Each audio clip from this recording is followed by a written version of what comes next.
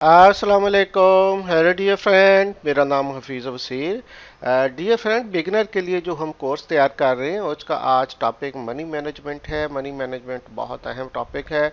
इसको काइंडली बहुत अच्छे तरीके से देखिएगा, क्योंकि आगे जितनी भी आपने ट्रेड करनी है इसका आपको बहुत ज़्यादा ख्याल रखना है। फ्रेंड, इससे पहले कि आगे चले, ये हमारा डिस्क्लेमर मौजूद है जिसका मकसद हमारी तमाम वीडियो तमाम एनालिसिस एजुकेशनल है। ये रिस्की बिजनेस है, इसलिए इसको बहुत अच्छे तरीके से पहले आपने सीखना है। जी फ्रेंड, तो अभी आप वसीर फॉरेक्स चैनल पे हैं। अगर आप हमारे चैनल पे बिल्कुल नए हैं तो प्लीज़ सब्सक्राइब कर ले, बेल आइकन को प्रेस कर ले, ताकि आने वाली तमाम वीडियो के नोटिफिकेशन टाइम पे आपको मिलते रहे। फ्रेंड, अगर आप हमारे साथ मिलकर काम करना चाहते हैं तो नीचे दिए गए हमारे लिंक से अपना अकाउंट बना सकते हैं और हमारे साथ मिलकर ट्रेड कर सकते हैं। अगर हमारे वीआईपी में ग्रुप में शामिल होना चाहते हैं तो आप इस व्हाट्सएप नंबर पर जाके इंफॉर्मेशन ले सकते हैं कि हमारे अभी वीआईपी ग्रुप में किस तरह आप शामिल हो सकते हैं। जी फ्रेंड, तो आज का टॉपिक चलते हैं, डिस्कस करते हैं मनी मैनेजमेंट। मनी मैनेजमेंट में सबसे पहले हम डिस्कस करते हैं कि फ्रेंड जो बहुत सारी चीज़ें जो हमारे लिए अहम है वो ये है, वॉल्यूम है, लॉट साइज होता है। क्योंकि लॉट साइज में हम बहुत ज़्यादा गलती करते हैं, इसी वजह से फिर हम हमारे जो है लॉसेस बढ़ते हैं। तो सबसे पहले बेसिक चीज़ें मैं आपको इसलिए बताना चाह रहा हूँ ताकि आपको आगे जाके ये प्रॉब्लम ना आए, क्योंकि ये बेस अच्छी होगी तो आप उतना ही अच्छा यहाँ से ट्रेड कर सकते हैं। तो फ्रेंड, सबसे पहले मैं आपको बताता हूँ कि हमारी कितनी किस्म की जो मेन जो लाट हैं वो होती हैं और उसको हम क्या कहते हैं। ये सबसे पहले माइक्रो लाट होती है, वह मिनी लाट होती है, फिर स्टैंडर्ड लाट होती है। क्योंकि जब आपको पता ही नहीं है कि आपने कितनी ख़रीदारी कर रहे हैं और जितनी इक्विटी है उसके हिसाब ठीक है भी कि नहीं, तो इसके बाद फिर बहुत सारी ये जो फिर गलती से गलती स्टार्ट हो जाती है। तो सबसे पहले देखते हैं कि लॉट, आप अगर माइक्रो लॉट से काम करना चाहते हो तो अगर 0.01 लॉट है, इसको माइक्रो वन बोलते हैं। तो अगर 10 पिप चलती है आपके माइनस में या प्लस में, तो आपको $1 जो है या आपका आएगा या जाएगा। तो ये है माइक्रो 0.01 से, ये मिनिमम है। इसके बाद फ्रेंड है 0.05। 0.05 अगर आप करते हैं तो अगर 10 पिप ही आप लेते हैं या देते हैं तो $5 आपको आएंगे या जाएंगे। ये कैलकुलेशन है कि अगर यानी कि ये लॉट लगाते हैं तो उस हिसाब से आपको कितने जो डॉलर जाते हैं या आते हैं। माइक्रो 3 है, 0.09 तक ये माइक्रो चलती है। अगर 10 पिप ही आप मूव होती है मार्केट आपकी फेवर में या आपके अगेंस्ट, आपको $9 आएंगे या जाएंगे। इसके बाद फ्रेंड हमारे पास नेक्स्ट है मिनी। मिनी स्टार्ट हो जाती है 0.10 से लेके 99 तक। तो 0.10 अगर आप लॉट सेलेक्ट करते हैं या 10 पे आप लेते हैं तो $10 आपको जाएंगे, या आपका स्टॉप लॉस है तो $10 ही आएंगे या जाएंगे। इसी तरीके से फ्रेंड नेक्स्ट है, अगर 0.50 आप लगाते हैं तो 10 पेपर अगर आपकी मूव होती है तो $50 की मूव हो गई, या $50 जाएंगे या आएंगे। और मैक्सिमम जो मिनी है वो 0.99 तक है। अगर 10 पेपर आप लेते हैं तो $99 आपको आएंगे, और जिस हिसाब से आने हैं उसी हिसाब से आपके जाने भी हैं, ये याद रखना आपने। इसके बाद स्टैंडर्ड लाट है। तो स्टैंडर्ड लाट जो है वो 1 से स्टार्ट होती है। अगर आप स्टैंडर्ड लाट जो सेलेक्ट करते हैं तो 10 पेपर आपके अगर मूव होती है तो $100 आएगा या जाएगा। और इसी स्टैंडर्ड को अगर 5 टाइम हम बढ़ा देते हैं, 5 स्टैंडर्ड कर देते हैं, तो 10 पेपर के बाद $500 आएंगे या जाएंगे। और अगर 10 स्टैंडर्ड को हम सेलेक्ट करते हैं तो 10 पिप के बाद $1000 आएगा या जाएगा। तो फ्रेंड, आपने देखा कि लॉट सिस्टम कितना अहम है। सिर्फ आपने वॉल्यूम को बढ़ाया है, बड़ा किया है, और वही 10 पिप जहाँ पे $1 आ रहा था वहाँ पे $1000 आ रहा है।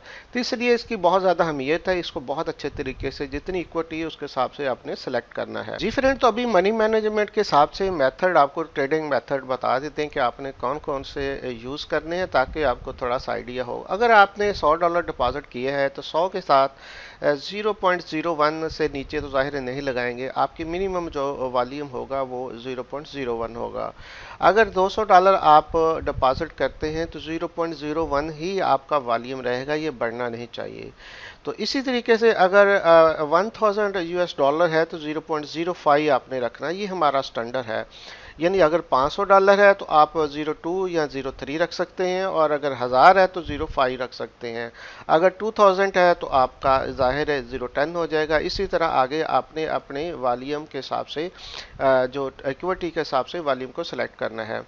नेक्स्ट आ जाते हैं फ्रेंड, यहाँ पे एक एग्जांपल दी गई है कि अगर हम वॉल्यूम उस हिसाब से रखते हैं तो हमारा रिस्क कितना बढ़ता है। ये एक एग्जांपल दी गई है जिससे एग्जांपल के तौर पे बताया गया है ताकि आपको थोड़ा सा आइडिया हो। फर्स्ट क्या कि एक लाट आपने स्टैंडर्ड की जो है ओपन की और ट्रेडिंग वाली आपने स्टैंडर्ड का यूज़ किया, स्टॉप लॉस 20 रखे, 200 पे $200 जाएंगे या आएंगे, तो इसका मतलब अगर $1000 है तो 200 चले गए, बाकी 800 रह गए।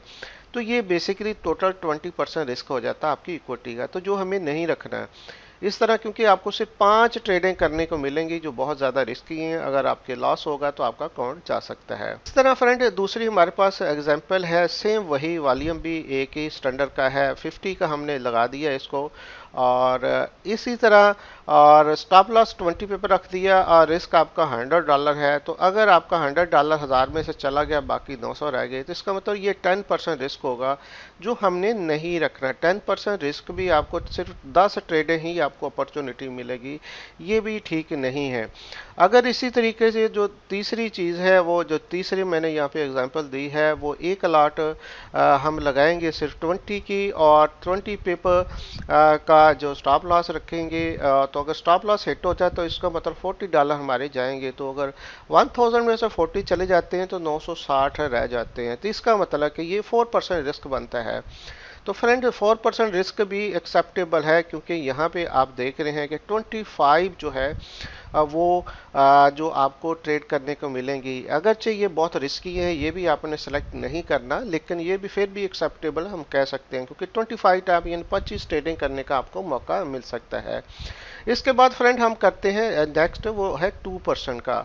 से एक ही लाट लगाई 10 की, 20 पे पर आपके $20 गए, तो इसका मतलब $980 आपके रिमेनिंग रह जाते हैं। फ्रेंड अगर 980 रह जाते हैं तो आप आइडिया कर सकते हैं, तो ये टोटल हमारा इक्विटी का 2% बनता है। तो इसका मतलब 50 टाइम आप अपनी लॉट को लगा सकते हैं। तो ये बहुत अच्छी ऑप्शन है, इसको आप यूज़ कर सकते हैं। यानी कि 2% जो जितनी इक्विटी है उसके हिसाब से आपने अपना रिस्क रखना है।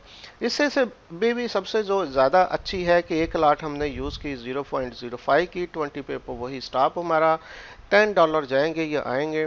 तो इसका मतलब अगर 10 चले भी जाते हैं तो $990 रिमेनिंग रह जाते हैं। तो इसका मतलब कि 1% रेशो है।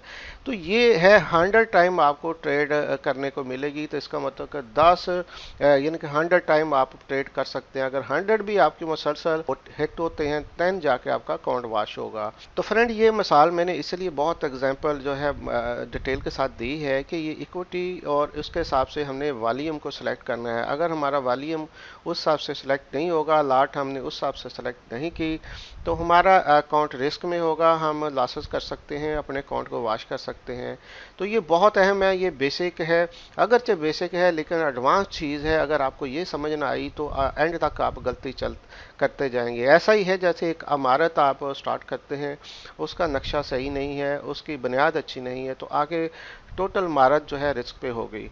इसी तरीके से अगर आप ट्रेड करते हैं और आपकी जो चाहे आप बिगनर हैं, चाहे आप ओल्ड हैं, पुराने हैं, अगर आपकी लाट ही सही नहीं है और तो आगे आपकी ट्रेड रिस्क भी उतना ही बड़ा होगा और आप उतना ही मुश्किल में आप ट्रेड करेंगे, और आपका जब रिस्क होती है और आपका अकाउंट वाश होता है। तो बेहतर ये है कि अपनी इक्विटी के हिसाब से वॉल्यूम का यूज़ करें। इंशाल्लाह मुझे पूरी उम्मीद है कि इस फील्ड में आप बहुत ज़्यादा कमा सकते हैं और बहुत ज़्यादा आगे बढ़ सकते हैं।